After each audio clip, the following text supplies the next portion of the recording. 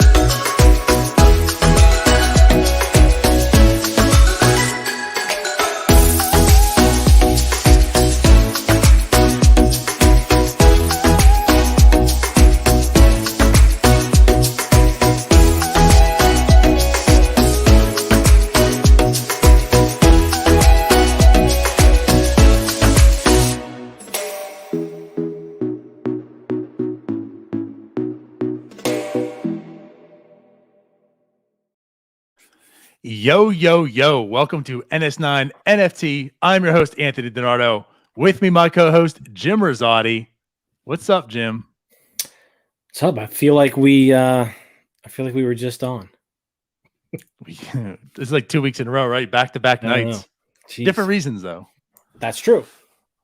What's up with the San Diego Padres hat tonight? You know what? I was just well, couple things. One, I'm repping my boy Tatis. One. Two, I'm doing it just in case Maury pops in here because he was talking about on Twitter how he would never go to a Padres game. So it's twofer. It's a twofer. Nice. I like it. Yeah, I don't think I've seen you in the Padres hat. They were good. I mean, with you wearing it now, I'm kind of getting some Tingler vibes, so I don't know. You know what? A lot of people have said that. Said, Jim, you look just like Jace Tingler. Hopefully I don't get fired, like he does, though. Well, hopefully you don't yell at Tatis for bat flipping because he hit a walk-off grand slammer in it. Well, I guess it wasn't a walk-off, but yeah, because he hit a grand slam. I would back up Tatis anything. He could do whatever he wanted. I'm not going to throw Tatis under the bus. Yeah. That's good. Well, you already got a one-up right now on maybe the next San Diego Padres manager. So there we go. Good job, Jim. But anyways, as you mentioned, right, we're on for the second night in a row because there's a big announcement that happened yesterday right after the show, which we'll get into. And then there was another announcement at the same time where there's going to be the opening of the Candy Marketplace, right? I mean, that was the thing we talked about yesterday. We were hoping that Candy was going to have it released on Monday so that way we could play with the Marketplace for the listings. Unfortunately, they did to us. I mean, we said it's going to be Tuesday. It's going to be right after we do this, right? And it was. Mm-hmm. Today's Wednesday, huh? Today's Wednesday. Yeah. Wow. Wait, so were we both wrong? Or was it just me? About what? Back-to-back days. I was thinking yesterday was Monday. No, it wasn't back-to-back. It was just 2 days that were close together. I literally thought it was yesterday. I was thinking today's Tuesday. And I'm very happy now that I know it's Wednesday. Yeah, Wednesday. Only 2 more days left in the week, and then it's the weekend. Cool. Well, unbeknownst to me, it actually is Wednesday. We did the show 2 days ago. So there was, I guess Candy released it 2 days after our show. But anyways, we're going to talk about the Candy Marketplace. We're going to talk about Topps being purchased by Fanatics. And that's pretty much it. But we're going to have some fun with it. Yeah. I think it's something that I personally have been anticipating that it would happen. I mean, we talked about the Fanatics getting the trading card license back in the summer, right? So it was just one of those things where once Fanatics got the license to produce trading cards, Topps was no longer going to be able to do them after 2025. It wouldn't have made any sense to me for Fanatics to just like completely start a new brand of sports cards when you've got a company like Topps who's been producing sports cards and doing it rather well. for 70 years now, right? Right. So it made sense to be able to keep that brand alive because there's a lot of people out there that Topps name is pretty synonymous with baseball cards in particular, but really trading cards in general. But you've got all the brands that come with Topps, Bowman, those sorts of things, and now that Candy has the license, it was a little up in the air. Like, hey, what's going to happen with this stuff in a few years? Now we don't have to worry about that anymore. Fanatics purchased Topps. They've got all the brands now. Fanatics has the license. Topps is going to be able to continue to produce cards like they are right now, just under the Fanatics umbrella. And so we'll still be able to see the same brands and everything that we have now. You'll still have a Top Series 1, 2, and Update probably in 2025. We don't have to worry about any of that going away. So as far as people in the sports card hobby, there's people are always going to be afraid of change sometimes. I think of this as No, nothing but, not people. I think of this as nothing but a positive. The one thing that the sports card hobby has is, you've got Topps, and then you've got these distributors who then distribute things to people.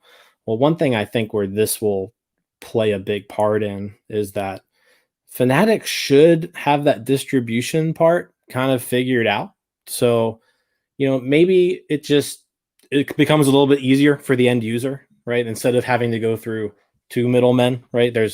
You can buy direct, or you only use one middleman, right? If you want to just kind of walk into your local card store that's, downtown in your neighborhood. So, I think it's a good thing. There's a few people who are kind of skeptical, but I think for the most part, this was just Fanatics buying the brand so that they could produce sports cards now using something that people know, like, enjoy, and they don't have to really make any sort of you're not asking your end user to change anything, really. Right. It's you're giving them what they've wanted, and what they've been wanting this whole time. Yeah. Based again off of your knowledge, right? And discussions we've had, you're right. I mean, when you think of baseball cards, you think of Topps. I mean, this is what it is. And with the Fanatics it kind of, I think, was taking Topps aback a little bit. The Fanatics getting it, when I heard the news Fanatics got, I was like, whoa, what? What is this? And I'm not even into like the real world sports collecting and such, right? With Topps, I haven't collected sports cards in years, but just hearing that, for one, I was like, Fanatics, like, where'd they come from? Two, I'm like, wait, that means Topps isn't. That's just weird. So Right. The whole point of, which it seems like you mentioned, the whole point of this purchase is the fact that Fanatics has it. Good on them, a big W. We see how they're growing and exploring many different ways of, this collecting experience and such. So they have the license, and then, like you said, it just kind of makes sense. Well, I'm not going to go out there and put Fanatics on the label, and like you mentioned too, how many collectors would be worrisome, or like just stop collecting because it has Fanatics. Like there's a prestige with Topps, that brand name, right? Right. So Fanatics that is by Topps now, it just is a very seamless transition. It's just continuing. And I guess the good thing about Fanatics as well is they don't have to wait till 2025 now. Like they have Topps. Yeah. Now they're making money off of it today. Yeah. Yeah. So now, Fanatics will now be producing sports cards starting in a couple months. I don't know if 2022 Topps Series 1 is in print yet, but who knows? Maybe on the back of the cards, right? Instead of there being a little Topps logo, maybe you've got a little Topps and like a little F, with the flag. Who knows what it's going to look like? But yeah, I'm excited to see what happens. I think it's going to be a good experience for the end user. I think there are going to be some people who maybe get cut out of what they're doing right now. Like I said, mainly the distributors. But I think at the end of the day, that may be better for the end user. So, yeah, we'll see. Cool. So, yeah, it was purchased for $500 million. And to me, that's just like another just big W by Michael Rubin and Fanatics. I mean, just think about how they did it and accomplished it. Like they bought the license, Mhm. and then at that point, it was like, well, what are you gonna do, Tops? Well, Like I I think don't the want to other, make them seem yeah, like he said in that one interview you had today. Like I don't want to be looked at as like shrewd and evil, whatever. Like I'm nice and all right, that, but right. what a business move to do it.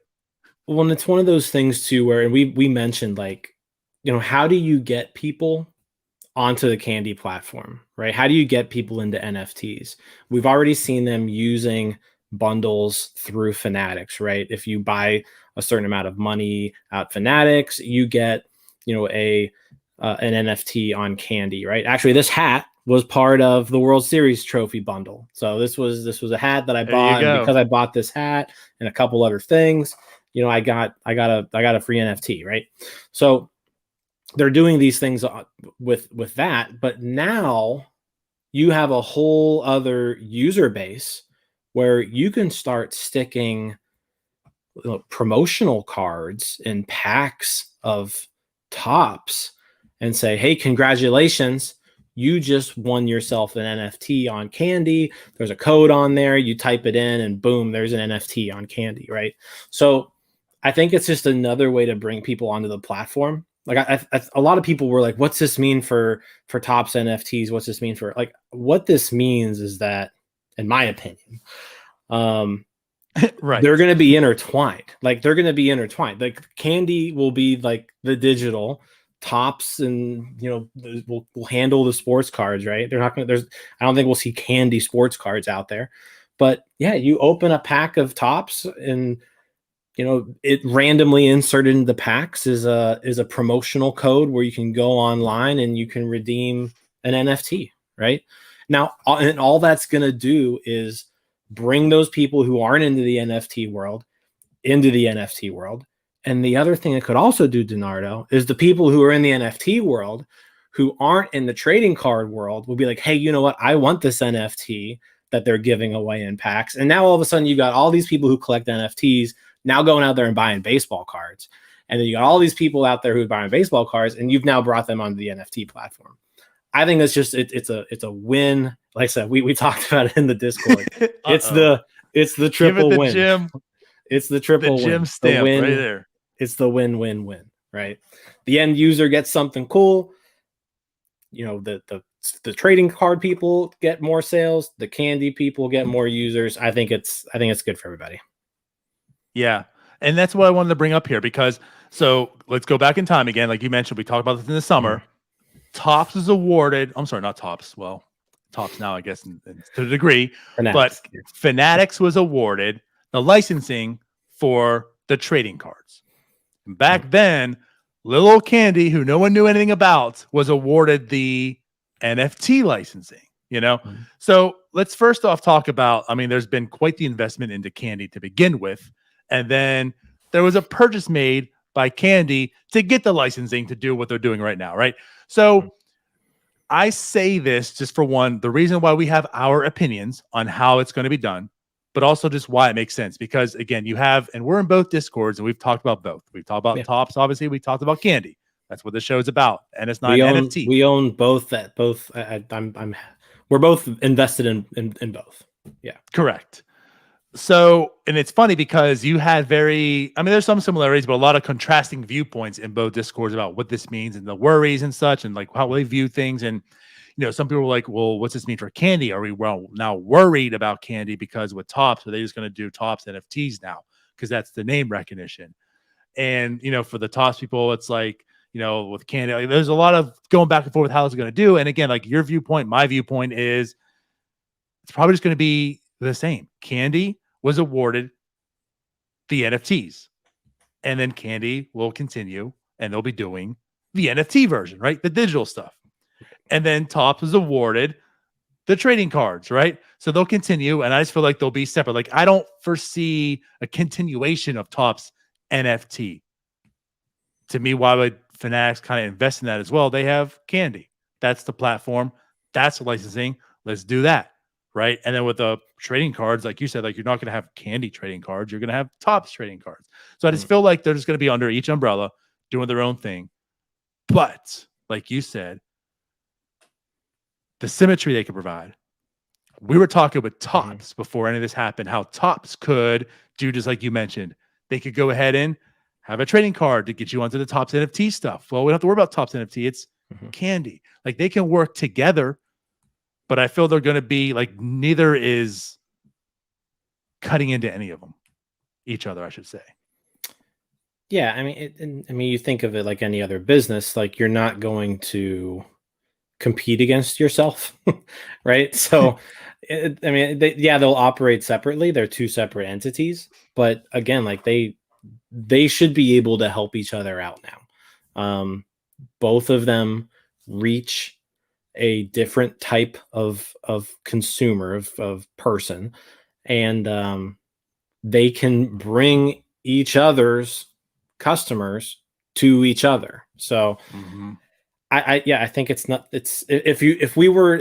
you're thinking about like how, if we're already really high on candy, right? All this means now is instead of waiting until 2025 to do things like that, they can now start doing that. Where, True. And like I said, it's the same concept they're using right now with the Fanatics bundles, right?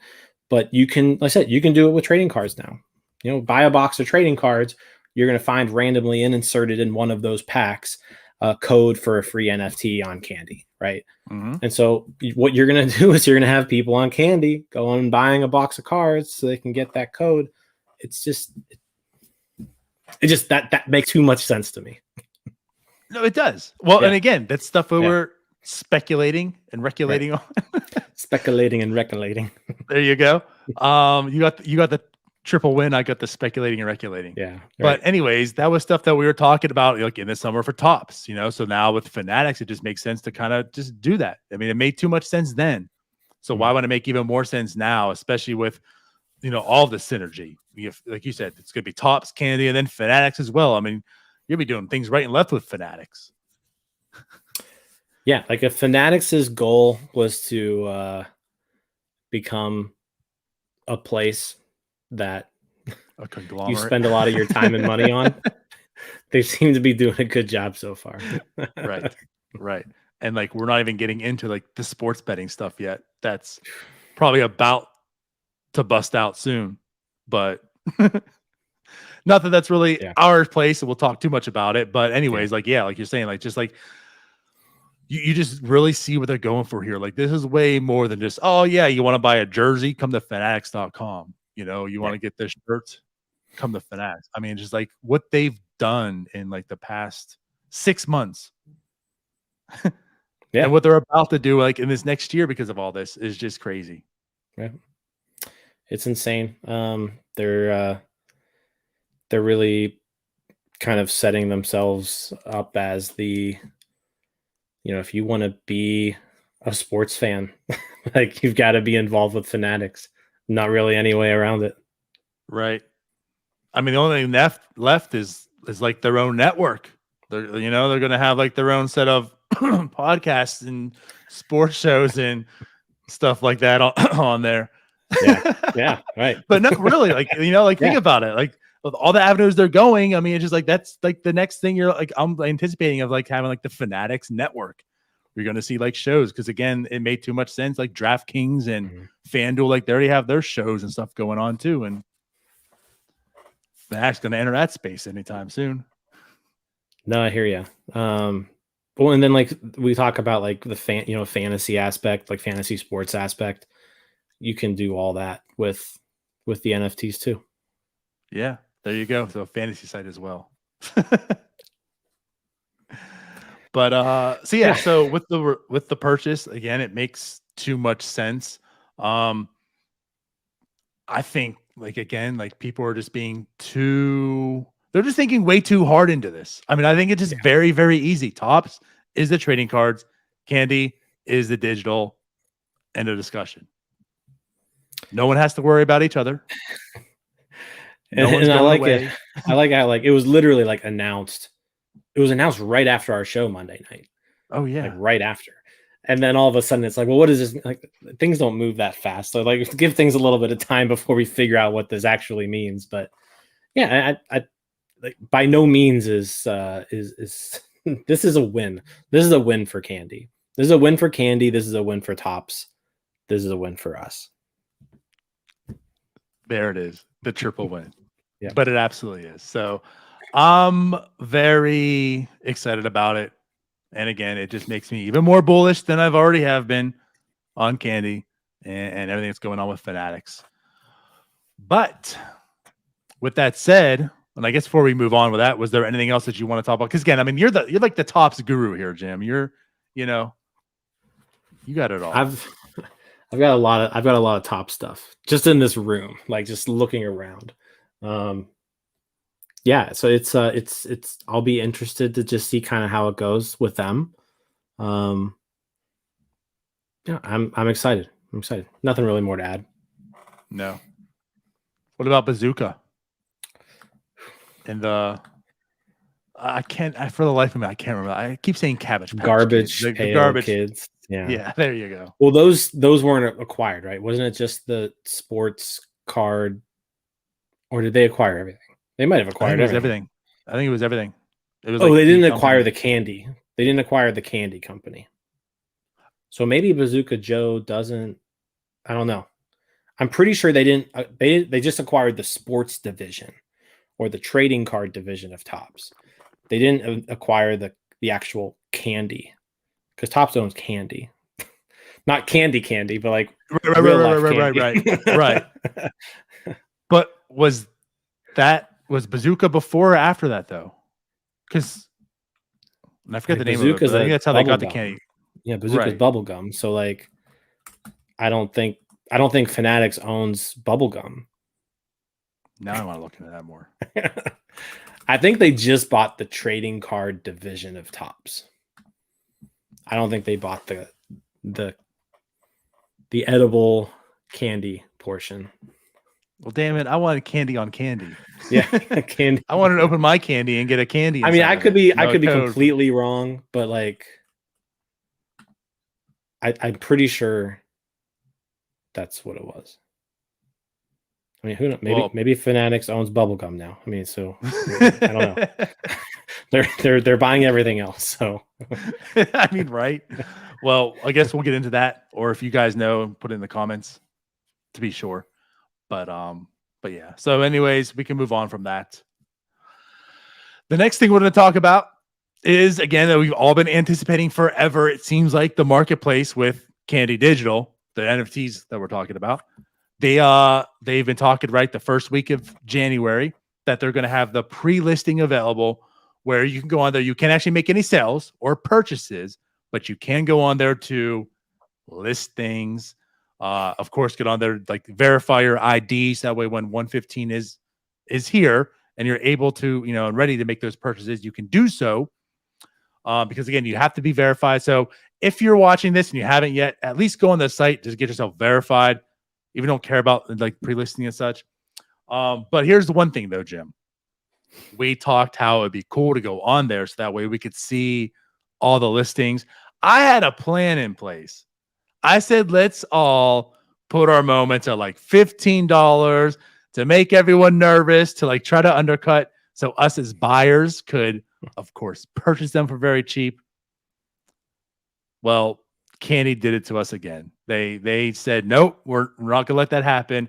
We cannot see live listings. We can only put something up for a listing, but we can't see the marketplace in its entirety to see what others are listed as and for.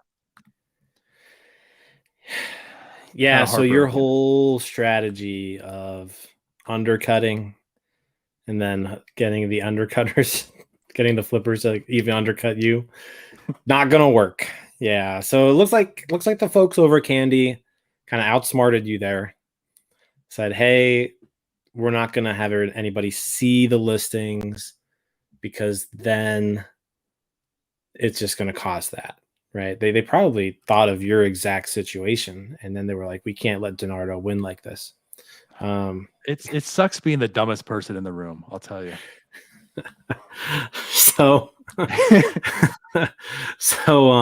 Yeah, but it's kind of cool. You can go on there. I mean, I guess we can kind of share what it looks like here, but you can go on there. You can list what what you want to put on the marketplace. You can take it down, you can edit it, so you can kind of get a feel for what it looks like.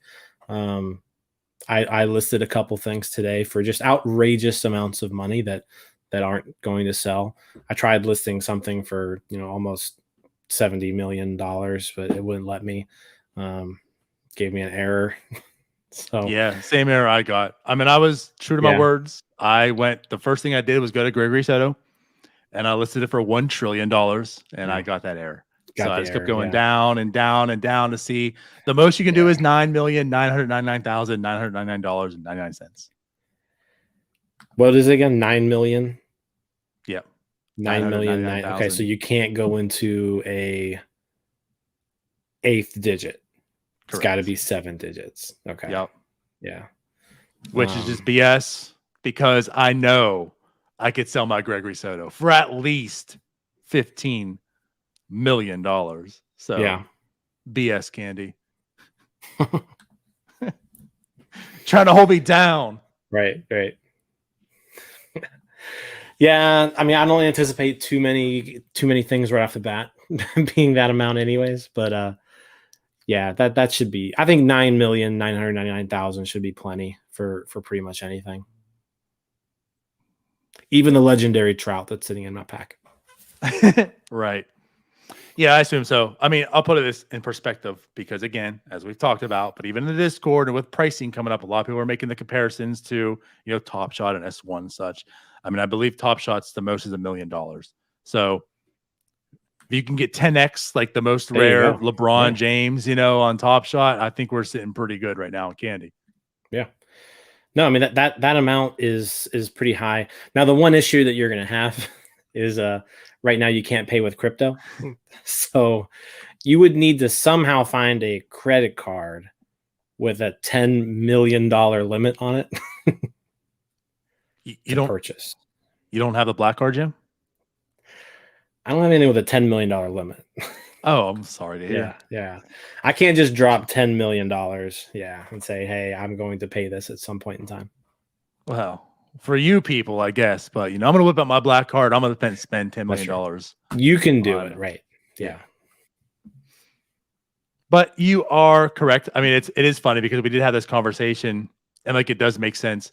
And for those people who have something pretty incredible, like a 101 Ohtani, I know the marketplace is opening up on January 15th, and that's really, really cool and great. But you're probably not enjoying the fun because I'm not putting that I'm not selling that until crypto's involved because you're right. I mean, first off, international isn't in play yet. So that's one of the drawbacks right now. So the market, I mean, there's still a market, but you don't have the full market involved yet. Mm-hmm. But right, with crypto, without crypto, all you're left with is credit cards and, what are the limits? Again, my point of view of a 101 of Ohtani is I'm not selling that for like $10,000. I'm selling it for way more. But I mean, if you want to sell for $10,000, go ahead, but no financial advice. I'm just assuming and probably stating that you probably should wait until crypto is available. That way you can maximize your purchase and probably get closer to its worth. Yeah, I think that's what we'll see for most of the big higher end stuff. Yeah, it'll be curious to see how it's happening once the crypto comes up. Someone's asking us, how much should I sell my gold World Series trophy for? I don't know. I listed my silver one today. I listed my silver for a little bit over $2,000 because I know that was the one. But and that was the one where you had to spend $250 at Fanatics. So yeah, it was like you said, like the free one. You had to spend $250, but it was on other items, and you got a free NFT. So the gold one, so the trophies are maybe the one thing that I mean, this is just me speculating here. I don't know if you'll see like positive value on them right off the bat. Like I could see the gold trophy. I would actually, unless you have like a super low serial, right? That's gonna like entice somebody, but I don't know if the gold World Series trophies right off the bat will be like hot ticket items. I could be completely wrong, but that's just my opinion. I think down the road, you're seeing It's 50,000 too much probably. But you can, hey, try for it, go for it. Right. But It's I only think too you much can, if no one buys it. yeah, I think down the road, right, with them being, hey, these are the first ones that they did of the World Series, it's going to have long-term value in my opinion. But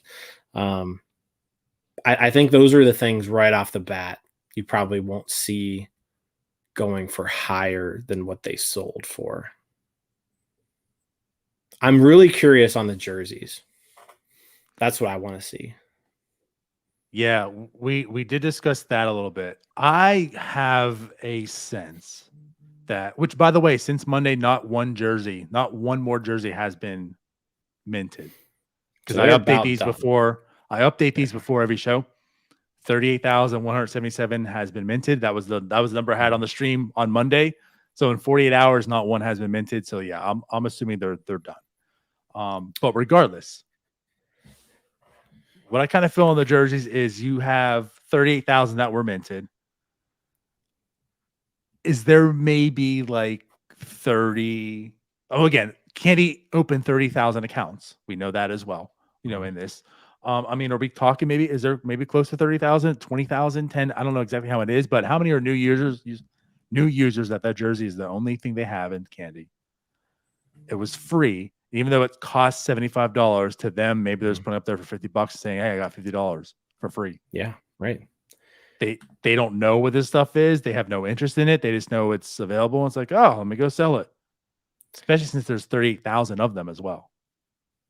That's what I'm thinking. So you have a lot of them that are out there where there may be people who have these things and they didn't really want it, but it was a free thing that they claimed after they spent some money on Christmas gifts, right? So now they get an email today saying to pre-list your collectibles, right? So all those people got an email today saying, hey, go ahead and pre-list your collectibles if you want to sell them. I bet some people clicked that link and was like, hey, I've got that jersey that I got for free. Let me go ahead and pre-list it, and then maybe I'll have some money here, later on. But yeah, those are things where like I'm going to be looking at them because I mean, if they're decently priced, if there's people just trying to unload those could be good pickups. Maybe because who knows what those are going to end up being down the road, or being able to be burned into. That's what I'm curious about. I'm also really curious about, we already talked about this, but what are the floors going to be like on some of these? Some people are saying, some people are throwing out numbers in the Discord that are super duper high. There's some people throwing numbers that are super low. I just want to see what it's going to be. I really don't know. That's why I think like January 15th is going to be wild. It's going to be wild because everyone has a different viewpoint. And that's just stuff we see on the Discord. So who are we seeing? I mean, are there like 500 people we probably saw today in that Discord? It was, when there's thousands of people with this. It was really busy today. I mean, I feel like, but like in reality, how many day that there's been people, how many different people were really active on the Discord? I mean, it could be more than 500, but still, I'm sure it's still probably, a it's probably not percentage that many. Yeah. Of what's going to be out there. So that's what we're seeing. Most of these people don't even see that. Most of these people that are probably going to list probably aren't even having a gauge. Like we see what people are saying. Right. Those don't, and they're just going blindly and saying, this is worth $60. And they put over $60 without any, I guess, real gauging of information or ideology of this and just put it up there. So yeah, I think it's going to be crazy. Or you're having the people that again don't see anything and they're like, oh, this is easily $1 million as well. But to go back, I want to go back to the World Series trophies though as well, because so with that, so the mint numbers on those, which is kind of unique, right? They had the gold, the silver, and the bronze. The gold was $500. There's only 872 of them. So again, you're looking into rarity and such. I know it was a $500 purchase, but it's the very first World Series trophy that you're going to have ever, right? There's only 872 of them. So again, you're thinking about rarity. That's only 872. When we're talking about mint counts and again, like Top Shot right now, there's 60,000 of these S3s. There's 872 of those gold ones, period. So again, I'm kind of with you. I'm interested in what the floor is going to be like, what they're going for day one. But I certainly feel like that's something. If you bought it for $500, I'm hoping you weren't buying something for $500 to try to flip. I mean, that's a decent amount out of your pocket from day one. I'm hoping you're actually looking for that to hold. And I think that's definitely the play. Because again, like in a year and 2 years, 3 years, when this catches on, and now 3 years from now, 30,000 are minted. This is one of 872. I mean, especially if you're a Braves fan, right? Because I mean, it's got the Braves logo on there, right? Because I mean, like I said, we were now talking about all these things that they're doing to get people onto the platform. Who knows what this platform is going to look like a year from now, right? I mean, how many more people can they bring on in the course of their first real full year, right? I don't know. We'll see. Hopefully, it's a ton of people. And then you have all those fans who are like, hey, there's a Braves World Series trophy. That's pretty cool. I want that. And as long as there's more than 862 people who want that, you know, the prices of those are going to go up. Right. I'm with you. So, and also interesting, the bronze version, there was 1,003. So very similar mints, even though it was $400 cheaper.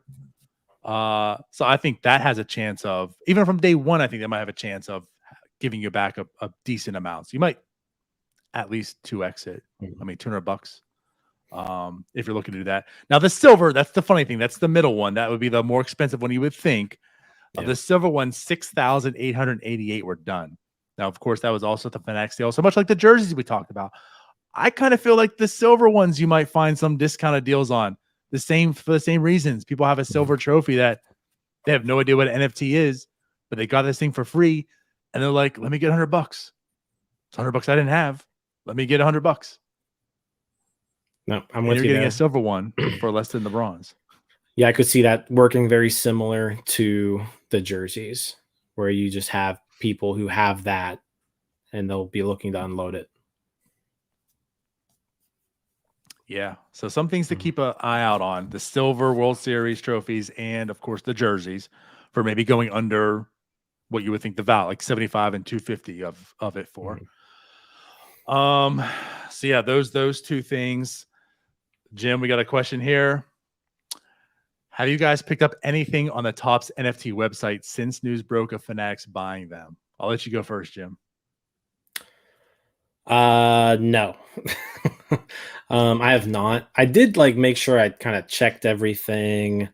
My series 1 that I have, it's kind of just, I haven't noticed much movement there on the series 1 just in the last, 24 hours or whatever. I'm not even really noticing a ton of movement on my series 2 or Inception stuff that I have. Most of that I have for sale right now. I did just look. I sold a Chris Bryant Inception rare Chris Bryant Inception today for $4. So I don't think, I haven't personally experienced any sort of change in the Topps marketplace since the announcement. Yeah. Now, you mentioned, right, the Discords were lit after that announcement broke. And in both Discords, I saw pretty much both the same thing. Like, let's go get some S1s right now, because that's going to be like the first. You think about, we're talking about this is the first drop for Candy, but if you think about the first drop of MLB, period, it was, of course, Topps S1. Now that's all part of Fanatics. We don't know. Again, there's some speculation that there might be some bridge in the future to bring those over to like the Candy platform or such. So that's the very, very first. That's going to be it. That's going to be the very, very first baseball NFTs, which is now part of Fanatics. So there's a lot of talk about people wanting to do that.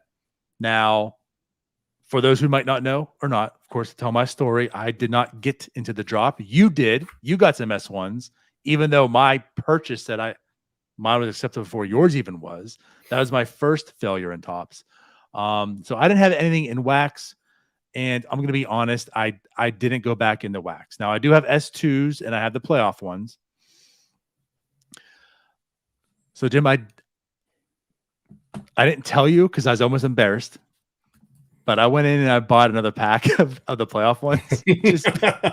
Oh no! Wow, why? Just because I was bored. It was only $20, right? And I get a whole pack, and it's like, you know. So I did do that. I got a Walker Bueller rare. Like it wasn't a terrible pack. Like I didn't get any Wanders though. That was the difference in the last one. I got 3 Wanders before. I didn't get anything special like that. But here's what I say. What I did do. What I did do was I delisted pretty much everything that wasn't like $2. Not gonna say a trash player. That's what I was trying to avoid, but basically a trash player. You know, I pulled everything that was like, you know, rarities and like the superstar players, because I just kind of feel like this is at the bottom, and this is why we've been wanting to get out of tops for a while. It's definitely the bottom. Yeah. Yeah. Like you can't get worse. Like when you're selling rares for $4, the least you can list it is 2. So like, you know what I mean? So I just feel like this is the complete bottom. Of course, this is why we did want to get out of tops to begin. This is why we did list everything. Like we just wanted out of it and done with tops and just focus on candy. But now I kind of feel like, all right, you know what's at the bottom? If there's any saving grace in this platform, it's probably this news that we just got. It's this blessing that Fanatics now owns tops. So maybe the play here is this delist everything. Just take the L's. Like I'm not gonna make any money off this right now. Just hope to play the long game, and maybe in 5 years, like this stuff starts picking up. And this is now looked at like the very first. It's still not candy, but it still looked like the very first MLB NFTs. And hey, that's still Xander Bogaerts, and that's still Walker Bueller, and that's all these players. And you know what? Even if it's not what candy might be going for, if it's $10, $1,500, it's still better than the $2 to $4 we're getting today. So I'm just going to hold and sit on this stuff. That works. I do have my Inception pack up for sale. I have a sealed Inception pack. I've got it listed. You know, it's not at the floor, but yeah, I've got the guys on there who I want to keep, right? Like the guys who I want to collect. Mm-hmm. They are not for sale, but everything else, it's for sale. And it's pretty much at the floor, and I haven't noticed much movement. I said sold 1 today. So yeah, kind of keep an eye on it. I think the best way to sum this up, and again to relate to a real life story, is because he asked, you know, if we've done anything on tops. I asked you, right? That night I asked you, I was like, what do you think about purchasing some really, really cheap superstars, right? And I looked like Juan Soto uncommon out there was like $10. We kind of went back and forth on it, and again, I'm uneasy a bit. So I guess my thought and my play on this is, even though I bought that pack, I don't want to invest, but I'm no longer eager to sell. I'm just going to sit. I'm not going to invest into it, but I'm not going to dump anymore. I'm just going to sit on what I have and see what happens. Either this is all going to zero and it's going to be looked at as that trash tops NFTs that nobody wants, and in 5 years from now, no one still wants it, or it's going to start gaining some steam because maybe at some point it's part of candy, even though it's not Candy Digitals, and might turn into something. Yeah, I mean, if you look at, like, say Juan Soto, for example, you can get a Juan Soto common Inception NFT for $3.99 right now. Right. Is that worth a $4 gamble? Probably. You know, it's not a bad strategy just to see what happens. Right. Because I mean, even that, like, it's definitely not as rare as like these candy NFTs we're talking about, but there's only 992 of those. In the grand scheme of things, it's not in the grand scheme of things, 992 is not a lot, especially for $3.99. Right. I mean, if our play on the cores of these candy ones is they're going to be still pretty pricey, because there's only 409 of them, I think is the main count total. Yep. Well, we're not saying there's going to be worth $6. You know, like that's where we're at. It's so you're right. Mhm. Like that's kind of where I was at. Like, do I invest? But I just feel like I don't want to invest anymore. But I'm no longer in the mode of this is terrible. Let me get out of it. I'm just gonna sit on this stuff and just sit and sit and sit. Like my Mike Trout isn't for sale. My Trout's not My- for sale. My Tatis isn't for sale. So I guess if that answers your question, like I'm not necessarily. I want to hold on to a little bit just in case. yeah. Yeah. I've sold 2 Wanders. I have a third. I delisted that, which was the rare one. So yeah. Yeah. That's that. Cool.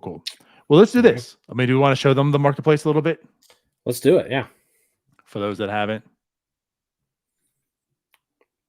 Well, you can't really see the marketplace right now, but you can kind of see The what listing. it looks like to list something, change it, that sort of thing.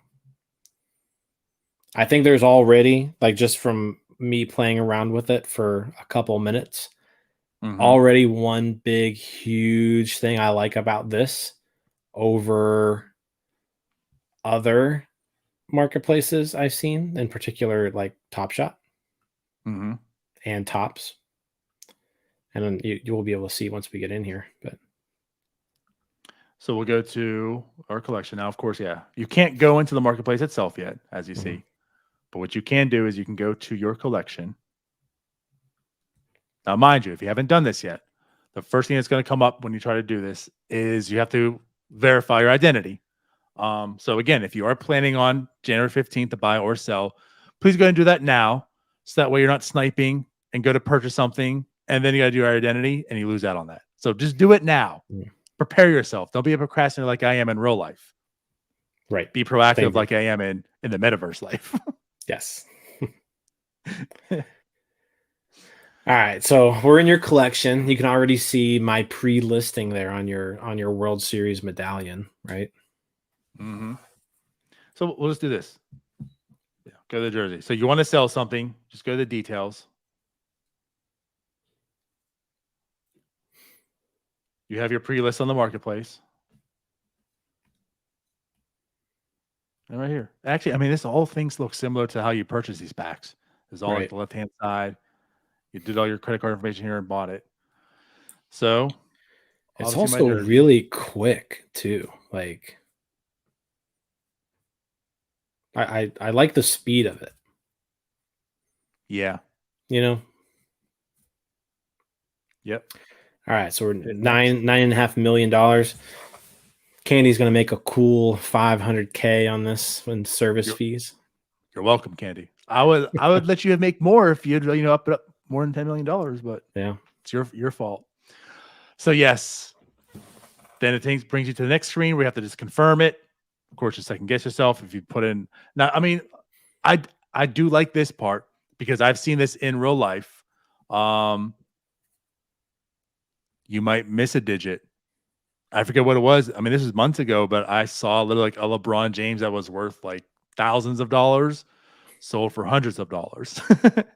So I do like this thing because you get to see it in real life again. Like you get all the commas, all the digits there just to make sure.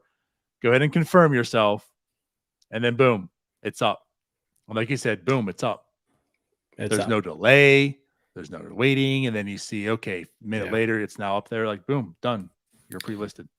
And then what I really like is, like I said, if we're comparing this to Top Shot, and the reason why I'm comparing it to Top Shot is just because a lot of people know that platform, and it's the one that I know the most when it comes to like a marketplace, is now that it's up there, let's say you're like, you know what, I don't need to sell this for 9.9 million. I'm cool with selling it for 8.9 million, right? So you can just go there, click on your pre-listing. So we will just actually click on the pre-list, edit pre-listing, right? And then you can actually edit the amount that you want on there, as opposed to like Top Shot. Top Shot, once you put it up, you've got to cancel it. Mm-hmm. You've got to wait probably like 1 to 2 minutes for it to flow through everything. And then you've got to re-put it back up. Whereas with this, if you want to make any sort of change or update, You can just update the listing price. Boom, it's done. It's super quick. I like that a lot, in particular for things like, if we're going to be dealing with challenges and like real-time challenges, like on Yes. Top Shot, a lot of times it's like maybe you have something for sale at one price and you want to change it to another price really quick and you can't do it. Whereas this, you're going to be able to do that. Mm-hmm. Yeah, very good point. Yeah. It's very, very quick and easy to do.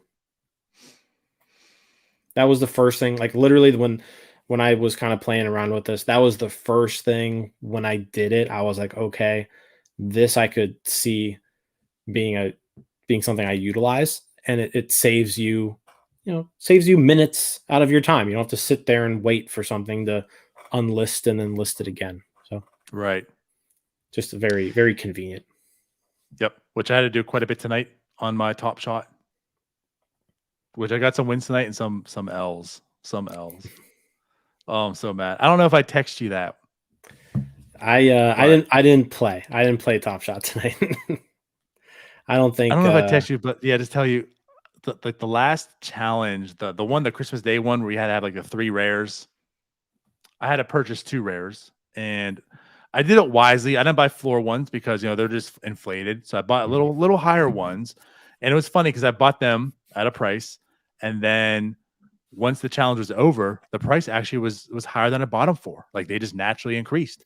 I had them listed, and at that listing, not that I was gonna make much, but I was gonna make like $1 on it. But usually you lose money, right? You buy something at a peak because of the challenge, and you lose out on some money, but it's worth it because at the end you got that challenge. I was gonna make money on it. I was excited, and it sold tonight, Jim. It's like, hey, all right, I already got 1 rare out the door. It's done. Fantastic.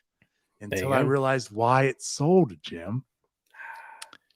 Yes. Yeah, that was also involved. You could have used that rare because of the 3-pointer in the challenge tonight. So I lost out on like $60 because I should have delisted it quite easily, like you could do here on Candy. Right. Yeah. Well, so even though I made some money on other things that have gone up, I could have easily made $60 more today if I just didn't have it listed. So anyways, I digress.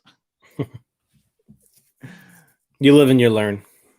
Yeah, mostly learn. So I mean, it's pretty simple. Yeah. It's pretty easy. That's pretty much all you can really do right now on the website. But just go out there, have some fun. I mean, more or less, the reason they're having you do it is they want to catch all the bugs now, right? Mm-hmm. Not have this go live on January 15th and then find out that there's all kind of issues happening. So they want people to go on it, experience it, play with it. You have bugs, report it, which at the first there were. Discords popping right, left, this and that going on. And like within 5 minutes, they're like, all right, cool. Reset your stuff. And I haven't had an issue since. Yeah, I mean, I haven't had any issues using it yet. I've only listed 2 things, but I've edited a couple things, but yeah, no issues on my end yet. Right. So yeah, so far so good. So I figure we could maybe talk a little bit about what we've learned today about the marketplace and such, because again, some questions people had, we already knew from day one, no crypto, but from day one, you'll be able to cash out, right? That's a big thing for a lot of people who are trying to sell and get the money, right? So you will be able to cash out for those who are wanting to sell and make money off this. But the big thing was, of course, like, what are the fees going to be? Based on stuff, we've been talking about tonight. Like, we're already used to Top Shot. They do 5%, right off the bat from the seller. Tops does. Wait, what does Tops do? Wasn't it 10%? Tops is 10%. Okay, I just want to make sure before I seller quoted fee. it. Yeah, because I mean, when you're seeing like your fees of like 20 cents all the time, 30 cents, it's kind of I just know when I sell something for $2, I get $1.80. Okay, so it's 10%. And then to just bring it up, like Panini, I've dealt with too, and they're just all weird. You have their fee, and they do everything through PayPal, so then you get the PayPal fee on top of it. Like, I feel like if you sell something with Panini at $10, you make like $5. But so that was a big thing about Candy. So just to kind of read this more or less verbatim off of Candy's site, and we'll discuss. So Candy Marketplace will allow users to buy and sell their NFTs securely Users can list NFTs for a set price directly from their collection. Auction and trade will not be available at launch. So with that being said, also seems like down the road, trade, which is no big deal. I mean, that's been done before, seems to be logical in the future. Trade will happen, but auction, that's something we've been talking about a long time with like Top Shot and such. Right. So it seems like Candy will have an auction feature. Real excited for that. Yeah.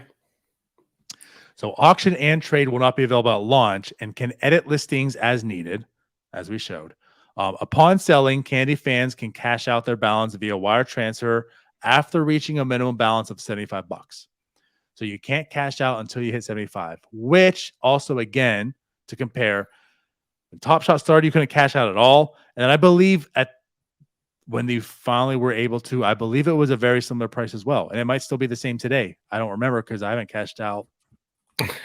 I've never cashed out. I've never had I've never had a moment big enough to say, hey, I'm going to cash this out. Right. Everything I've like sold has all been towards like reinvestment. So I haven't cashed out. So I don't know, but I thought it was $75, if not like 50 or 100. So that seems pretty standard also. So please note, a 5% fee will apply to all sales and purchases made in the marketplace. An additional credit card processing fee of 2.9% and a 30 cents will apply when purchasing in the marketplace. So if you're purchasing with a credit card, which everyone has to at this point in time, that purchase will have a 2.9% fee on it for the credit card, which also is what Top Shot does. So the 5% fee, though, so this is a little bit unique, I think, in a lot of spaces. So if you're selling a moment, you have a 5% fee, which that's what Top Shot does. That's standard or whatever. On the other end, the buyer will have a 5% fee. So let's kind of talk about that. What are your thoughts on this? I kind of go back and forth on it. I kind of go to it as in like the real world, right? If you're in the real world and you make a purchase, there's fees that go along with that purchase, right? Technically, there's sales tax for one, right? You make a purchase, there's sales tax. The person responsible for paying the sales tax is actually the seller, right? But who actually pays the sales tax? The buyer. Right. There's credit card processing fees, right? Typically, if you go to a place of business, the seller will pay the credit card processing fees, right? Sometimes when you go into a gas station, they'll make you pay it if it's under a certain amount of money or whatever, right? But for the most part, the seller assumes those, right? So, I mean, it's you can probably speak a little bit more to it because you've been around more projects with different buying and selling and things like that. But the concept that both a buyer and a seller assume some fees during a transaction is something that we already live with on a day-to-day basis. I'm not really thinking of it as that big of a deal. Maybe I think some people, had some concerns there, but everything that you do in life, there are fees to do it for the most part. And both users of the the buyer and the seller of a transaction typically have fees, in a real life situation. So I don't really have anything against it. I'm cool with it. I mean, if I'm out there and I'm making a $100,000 purchase, I'll have to make another, put another $5,000 on there. Right. So it's not a big deal to me. Yeah. I'll put it this way. So if you've been watching the show from day one, I mean, again, we both been very, very bullish. A lot of high praises to talk about Candy and everything they've done, even in like their mistakes, like even with their very first drop when they had like their issues and such. Yeah, it was an issue. It was a problem. It affected a lot of people. To be realistic, every drop in this world right now, with it being so new and such, like has issues. But they were very quick to fix it and alleviate the issues. And going forward, right, what they did was like so for the uncut diamonds, they made sure that you can only buy one, and that was it. Like, there's a way of making it right. So I felt like even though they had problems, they've done very well in correcting them. So even like the lows, they were still good to it. This probably to me is like the first and only thing that really hasn't sat too well with me. And it's not like it's egregious. It's not like this is terrible. I'm done with candy now because of this, right? Like you said, it's not that big of a deal, and I get it. 5 to 10% is about normal. So this is almost like candy saying it's going to be a 10% fee in theory. It's just going to be done by 2 people. So instead of putting the 10% all on the seller, going to have half of it on the buyer. And I guess that's where like the little bit of unease sits with me a little bit, because in like the tops, like all the other stuff that's out there, like, Top Shot, like you don't see that. It's just a seller. Now, yeah, it's 10% in tops, whatever. It's a bit of a big fee. It's only 5% in Top Shot. Like that's honestly a bit of a selling point. Like with Top Shot, like the fees are very, very minimal. Like when you sell something, you're pretty much getting it at that price. Like if you sell something for $100, you're getting 95 out of it. It's not as like this is huge cut and you're getting like dug out, especially if people like try to buy and flip things, especially the challenges, it's still worth it to sell because you're getting a good cut of it. So putting the 5% on the buyer as well is a little bit different, but let's go back. Like you said, sure, there's definitely a lot of fees everywhere, right? That's part of life right now.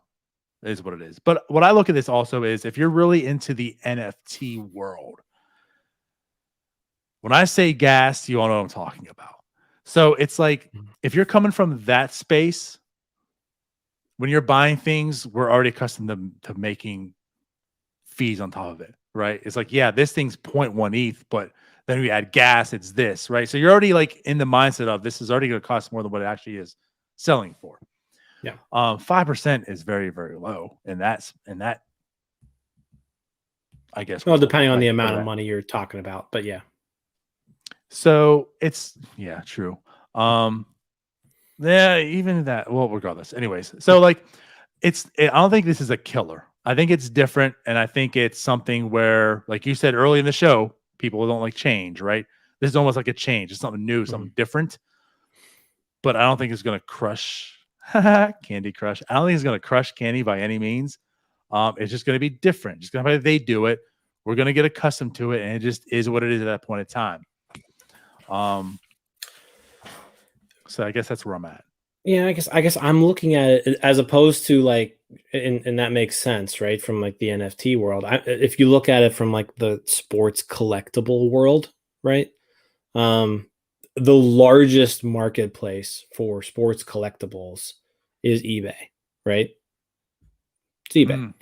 If you sell something on eBay, if you sell a baseball card on eBay, as a seller, you're going to pay 12.35% in fees to eBay, right? So that's the seller. As a buyer, you're responsible for the sales tax and the shipping, right? So in the NFT world, there's not really a shipping, right? But there's processing, I guess. There's moving things from one wallet to another. So I'm looking at it from that lens, and I'm like, there's fees on both ends anyways. Like if I were to go on eBay and buy a baseball card right now, I will pay fees. The seller will pay fees. No different from this. That really puts in perspective, to be totally 100% honest with you. Yeah. You're right. That card's $100 that you bought. Now it's $107 because of tax. Now the shipping's $7 as well. So that's $114. Yeah. So that's $114 for the $100 card. Meanwhile, on Candy, what we're complaining about, you're spending $105. Exactly. So that's a good way of putting perspective on it, Jim. Thank you for that. You're welcome.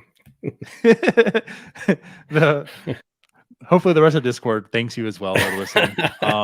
Thank you, Jim. Yes. I mean, I look at it that way. Today. Like it is what it is. I mean, We accept it in all other aspects of our life. Just is what it is. Yeah. So that's not too bad. Now, again, with like the credit card processing as well, like that's very standard also everywhere. Just do your, I don't want to say do yourself a favor, but like I just feel like myself, right? I've definitely bought in with credit card, right? And the Dapper and such for my Top Shot and all that. So I've done it, but like I've just done well and flipping and buying and doing whatever that I have to like buy in any more of a credit card. And now, of course, crypto's accepted. You can do that as well, even though there's still fees in that sense. But I mean, hopefully eventually it will go away at some point. We're not really needing to use your credit card. Right. Yeah. Hopefully you can But flip that's one of also your very Gregory standard. Sotos. You can flip one of your Gregory Sotos for $9 million, and then you've got that to just play around with. Yeah. Right. Yeah. So I guess again, that was like the one negative thing we really wanted to discuss and talk about. But as Jim, Mr. Perspective, it wasn't a win-win-win, but I think he flipped it, made it like a bit of a win. It's you're only spending 105 and not 114, Yeah. which you would in any other situation. Yeah. Thank you, Jim. So yeah. I wouldn't call it a win, but it's not that big of an L. That's a good way of putting it. Yeah. It's the lowercase L. Yeah. Which, Not looks like the an one in I. your name next to the gym. There you go. That's all. Yeah. Just the lowercase L1C4. Yep. By the way, what is that? I'm gonna feel like an idiot asking you. So I'm not gonna lie, it's kind of stupid. Like, I think it's super annoying, but it's something that Rick Pitino actually came up with. Which I don't know if he came up with it or if it was like his marketing people, but it stands for Louisville First. Cardinals forever. Like I said, it's awful. I understand it's terrible. I make fun of it all the time, but Am I able to remove you from the stream? it is what it is. Again, it just is what it is, DiNardo. I can't change the hashtag that my school came up with, even if I think it's stupid. All right. I mean, Pitt's eight. Like, if I had H2P and people didn't know what that stood for, they'd probably think, Hail to Pitt's kind of weird. But that's, I mean, L1C for that. And now the meaning behind that, that's terrible. I'm not arguing with that. I agree with you 100%. Oh, boy. Yeah, it's bad. Anyway, so that pretty much wraps up Tops. That wraps up the marketplace. There's the fees. Was there anything else that you want to dabble in and talk about? This was supposed to be like a super quick show, but here we are. We can't. An hour later. It's not even possible. We know. No, I think we covered a lot. There was a lot of stuff that really just came out in these last 2 days, so that's why we wanted to hop on here and talk about it. But we're getting closer and closer to January 15th. I think that'll be exciting for everybody involved, whether you're buying, selling, doing a little bit of both. It'll be interesting to see. For sure. Cool. All right. Well, we came on today, talk about the big news. So, you know what? Before we go, I do have something else I want to say, Jim. Because next Monday, when we are back live, right? We had to come on today to break this news. We couldn't wait till Monday to tell you about all this, right? But when we do come back next Monday to discuss whatever it is we're going to discuss, I might have some more packs to open. And they're not candy. Hopefully they're not Tops. Hopefully I'm not in that mood again to buy something from Tops. They're not going to be Top Shot. Jim, guess who was accepted today into the beta of NFL All Day? Not me. So hopefully next Monday I'll have some packs of that to open. And I'll get Ben Roethlisberger's very last NFL touchdown at Heinz Field. That'll be fun. I hope you get it. I mean, does pretty much everybody get into the drops, or do people get left out? Okay. Yep. Yeah. All right. So yeah, good luck on that. I think it's Friday, right? Friday at 4 p.m. they're hoping for. Yeah. So good luck. Good luck with your first NFL there. all day experience. Yeah. Amen, Jim. Amen. I don't have anything, but that's what it looks like. Very beta. It is very beta right now. Yeah. So, I'm a little jealous. I still have to wait. And apparently, I'm in, like, looking at the Discord, I'm like the only person in the world who's still waiting. So You're not, Jim. Relax. You'll get in next time. I hope. But yeah, so that was pretty cool. So I'm excited. So maybe we'll talk about a little bit of all day next week. Let's hope so. Yeah. Good luck with your drop. Appreciate it. All right, then. With that said, we'll get out of here. We'll wrap this up. We'll see you guys next Monday. Talk more candy, tops, maybe some Top Shot and all day. So bye-bye. See you guys.